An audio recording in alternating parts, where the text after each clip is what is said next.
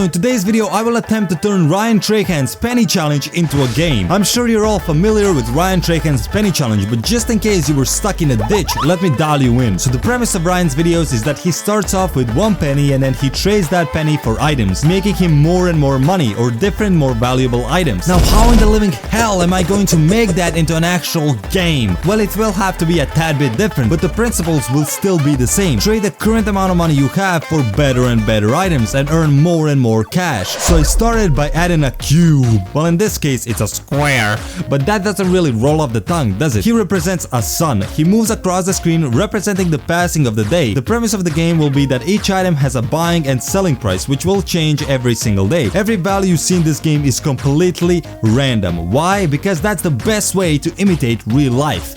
I guess. Now I need to count every time the day has passed so that player knows how many days it took him to reach a certain amount of money. Now it's time for the core gameplay. I added a scrollable menu where the items will be. Every image you see in here will represent an item. I know it looks ugly, but it will improve, trust me. And now you have an actual item that you can buy and sell in game. But the game could be all of that, because following Ryan's videos, he trades and basically works for his earnings, just like in this game now. But because this is a game, I can implement some of my ideas also. So if you have enough money, you can save up for a house, which you can then rent and then earn money per second. Also, you can buy businesses this way. The business is worth a lot more, thus giving you more money per second. Now another money making method I want to add are stocks. Now stocks are available once you have even more money, plus if you have at least 2 properties. So with stocks it's similar to items. Key difference is excellence. Excellence pretty much tells you how good the stock will be. If the excellence is high, you should invest everything because it won't be high for a very long time and its occurrence is quite rare. Now games without consequences aren't fun. Yes, you can lose a lot of money if you're dumb, but generally you will understand the system and it will be very easy. Even if you lose a lot of money, you can wait for the next day and then try again. So I had to add something called random encounters.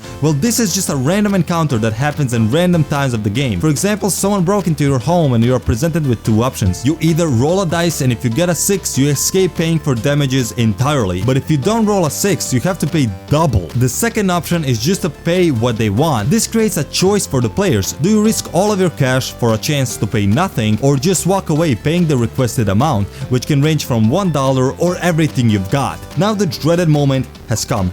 Design. Well, I need to improve a lot since this looks like a game you play on your Windows phone. So I added icons, colors, I added item prices, names, buttons. I generally just tidied up so it looks a lot cleaner. I also added a beginner house with a lot of trash. You have to buy better and better houses for this to look better. And I added the sun. Finally, it's not a square anymore, and it even has a day cycle now. And of course, I have to play it because the game is all random every time you play it. But bear in mind, I do know how to actually beat this game since I'm literally the one who made it. I know the best tips and tricks to do to actually finish the game in record time. So in the beginning of the game, you have to start buying and selling items. The sooner you start, the faster your money count will grow. So that's all I did days 0 to 9. You have to do this just so that when a really good deal pops up, you have enough money to buy it. And that's exactly what happened to me on day 8. I realized that buying cars is the best bet to reach enough money for a house. With every sale of this car, I would earn clean 2k. So I just did that the entirety of day 8. So I thought that buying multiple houses is the way to go. Why? Because you earn a lot of money per second. So I bought some and went straight back to the items, buying and selling cars, and that was the most profitable at the time. Everything that I earned goes straight back for buying houses and businesses so that I can earn money without having to actually do anything. And at that point, I was just doing the same thing for a couple of days and my money count didn't really grow a whole lot. And I got an encounter. So I had a 180k and it would take me 80k to pay right now, but I decided to gamble and I rolled a 3? Really?